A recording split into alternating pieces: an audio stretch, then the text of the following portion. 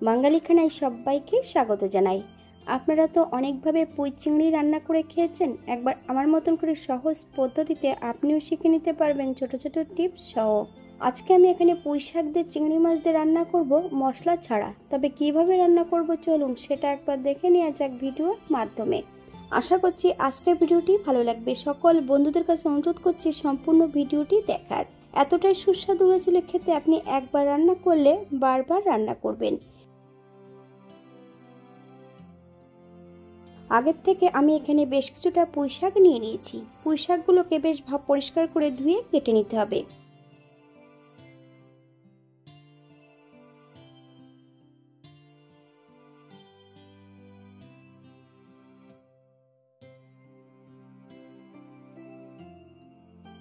পুঁই শাকগুলোকে বেশ ছোট ছোট টুকরো করে কেটে আপনারা আপনাদের পছন্দ মতন পুঁই শাকগুলোকে কেটে নিতে পারেন।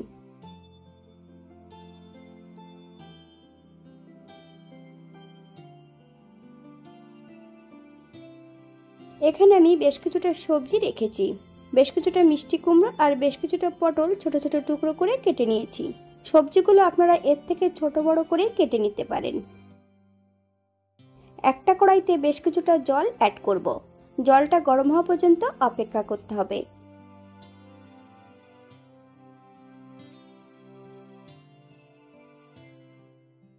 হাফ চামচ লবণ আর হাফ চামচ হলুদ গুঁড়ো অ্যাড করব।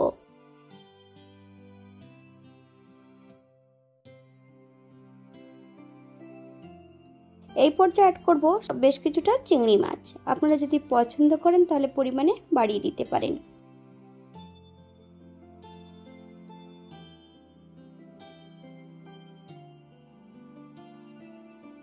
চিংড়ি মাছগুলো সেদ্ধ হওয়া পর্যন্ত অপেক্ষা করতে হবে। এই পর্যায়ে জল থেকে সম্পূর্ণ চিংড়ি মাছগুলো তুলে নিতে হবে।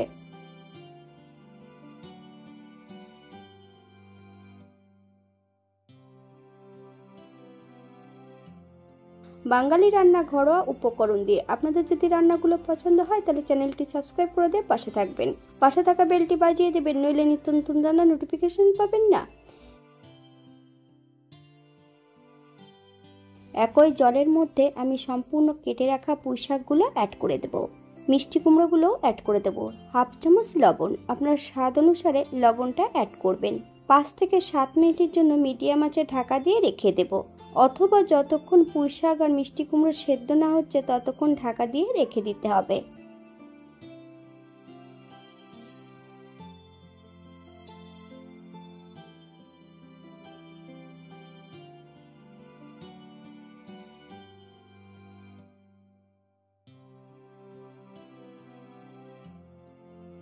এই পর্যায়ে শাকগুলো আমি কিন্তু সেদ্ধ করে নিয়েছি। আপনারা এর থেকে কম বেশি সেদ্ধ করে নিতে পারেন। শাক থেকে কিন্তু আমি জলটা ফেলে দেব না। একটা কড়াইতে বেশ কিছুটা সাদা তেল অ্যাড করব। হাফ চামচ হলুদ গুঁড়ো। এই পর্যায়ে আমি অ্যাড করব সম্পূর্ণ পটলগুলো বেশ ভালো করে ভেজে নিতে হবে।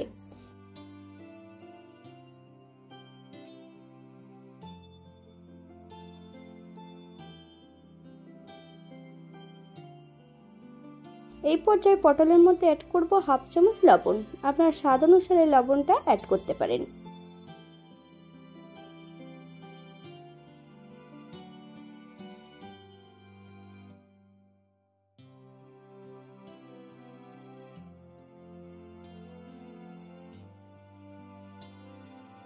রান্নাটি করছি সর্ষের তেলে।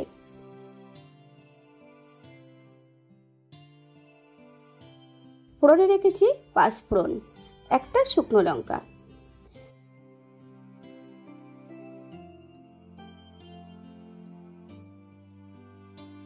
ফোড়ন থেকে সুগন্ধ বেরোলে সম্পূর্ণ সেদ্ধ করে রাখা চিংড়ি মাছটা অ্যাড করব। মিডিয়াম আঁচে বেশ কিছু সময় চিংড়ি মাছটা ভেজে নিতে হবে। আগের থেকে লবণ হলুদ দিয়ে চিংড়ি মাছটা সেদ্ধ করে রাখা আছে, তাই এই পর্যায়ে কোনো লবণ হলুদ অ্যাড করব না। বেশ কিছুটা কাঁচা লঙ্কা অ্যাড করব। আপনারা যদি পছন্দ করেন তাহলে পরিমাণে বাড়িয়ে দিতে পারেন।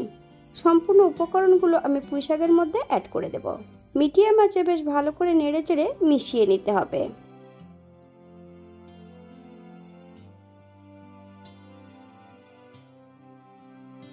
এই পর্যায়ে অ্যাড করব শাকের মধ্যে হাফ চামচ হলুদ গুঁড়ো, 1 চামচ চিনি।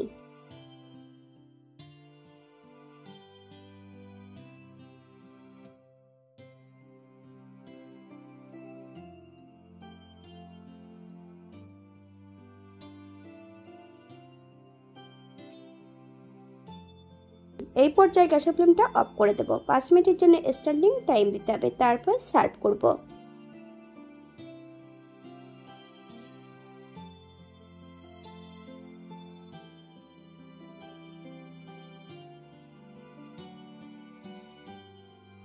এটা দেখতে যেমন ভারী সুন্দর হচ্ছে, এটা গরম ভাতে খেতে কিন্তু অসম্ভব ভালো হয়েছিল। আপনারা বাড়িতে একবার একই পদ্ধতিতে রান্না করবেন।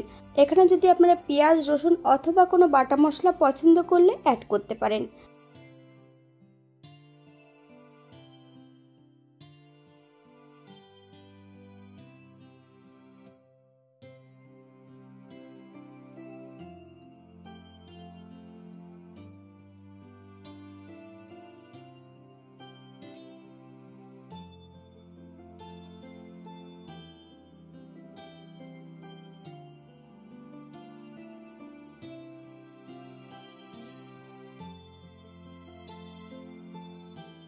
আজকের ভিডিওটি এই পর্যন্ত। সবাই সুস্থ থাকবেন, ভালো থাকবেন।